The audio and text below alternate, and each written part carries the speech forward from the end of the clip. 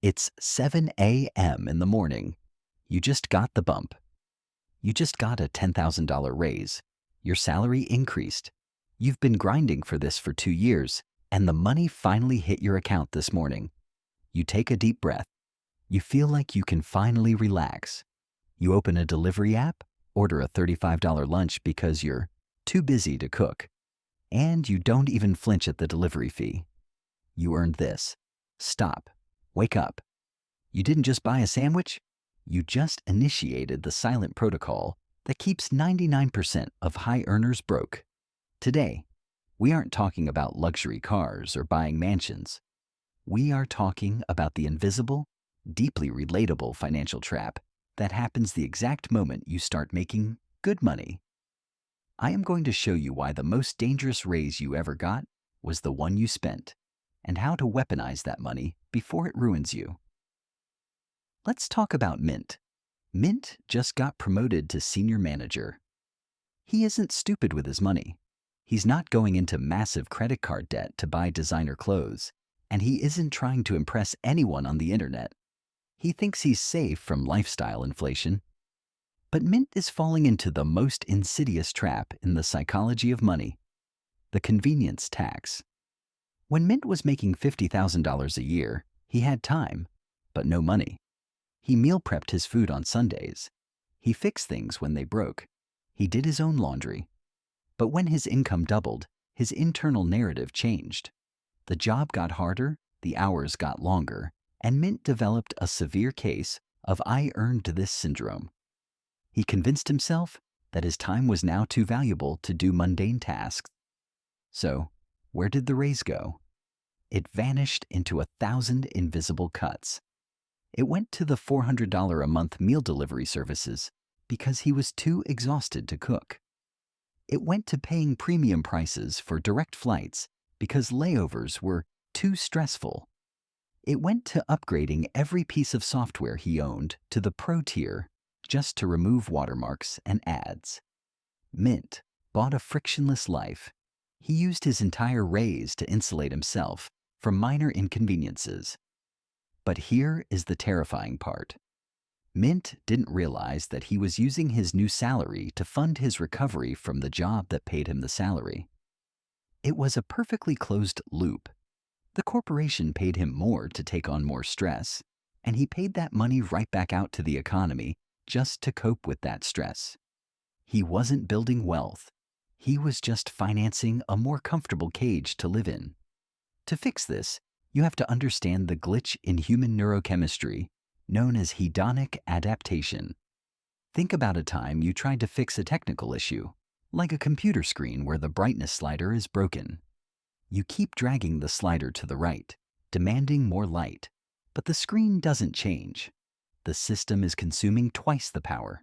The battery is rapidly dying, but your reality looks exactly the same. That is exactly what happens in your brain when you spend your raise on comfort.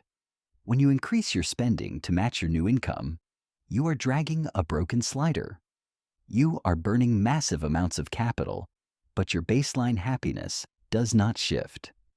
The thrill of having your groceries delivered instead of walking to the store fades in exactly 3 weeks. The relief of the premium subscription becomes the new normal. Your brain adapts to the lack of friction. And because you adapt, you require even more convenience just to feel okay. Mint looked at his bank account a year after his promotion. He was shocked. He was making thousands of dollars more per month, but his savings account was flat. His entire raise had been quietly absorbed by the background noise of his life. He had built an incredibly expensive lifestyle with massive overhead just to maintain a baseline level of comfort. If he lost his job tomorrow, his convenient life would collapse in 30 days. The lie we tell ourselves is that we are buying convenience to save time. But what did Mint actually do with that time? If you spend $500 a month to eliminate household chores and commuting friction, you are technically buying back hours of your life. But Mint wasn't using those hours to build a business. He wasn't using those hours to learn a high-income skill. He was using those hours to scroll on his phone, watch Netflix, and recover from his day job. He was trading his financial future for phantom time, time that vanished the second he acquired it. This is the psychological turning point. Mint realized he was a consumer. A consumer trades money for comfort, but an architect trades money for leverage. Mint made a radical decision. He initiated a total internal lockdown.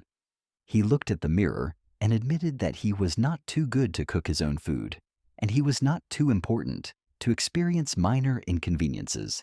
He realized that comfort was the enemy of progress. The next time a raise hit Mint's account, he deployed the architect's protocol, the 6-month freeze. When his salary jumped, his lifestyle did not move a single inch. For 6 months, he lived exactly as he did the day before the promotion. He cooked his meals. He embraced the friction. But instead of letting that extra $1,500 a month sit dead in a bank account, he weaponized it. He took the convenience budget and turned it into an infrastructure budget. Mint didn't buy back his time to sleep. He bought systems. He funneled every dollar of that raise into building a YouTube automation channel in the high RPM finance niche. He used the capital to hire a reliable video editor. He built a streamlined system where, after script and voiceover, the final polished 5-minute videos were delivered to him automatically. Let's look at the mathematics of this pivot. The consumer Mint spent his raise on delivery fees that gave him a 2-hour nap. The architect Mint spent his raise on a digital asset. Every video his system produced lived on the internet forever, generating VPH, views per hour. He built a distribution algorithm that worked while he was stuck in corporate strategy meetings. He transformed his raise from a fleeting feeling of comfort into a digital workforce that compounded daily. The difference between the middle class and the wealthy is entirely rooted in how they deploy excess capital. When you get a raise, the system expects you to spend it. The economy relies on you believing that you deserve a frictionless life, because as long as you are paying for premium convenience, you will never have enough capital to buy your actual freedom. Wealth is not found in the absence of chores. Wealth is found in the presence of leverage. The most dangerous raise you ever got was the one you spent, because it gave you the illusion that you were upgrading your life, when in reality, you were just increasing your overhead. You traded the ultimate tool of liberation capital for a slightly softer pillow inside the same exact cage. You have to rewire your dopamine receptors. You have to stop getting a thrill from the convenience of clicking "Order Now" and start getting a thrill from watching your automated systems scale. You're watching this because you are tired of making good money but feeling completely stuck. You are tired of the phantom time trap. Here is your mandate for the next 24 hours. Open your bank statements.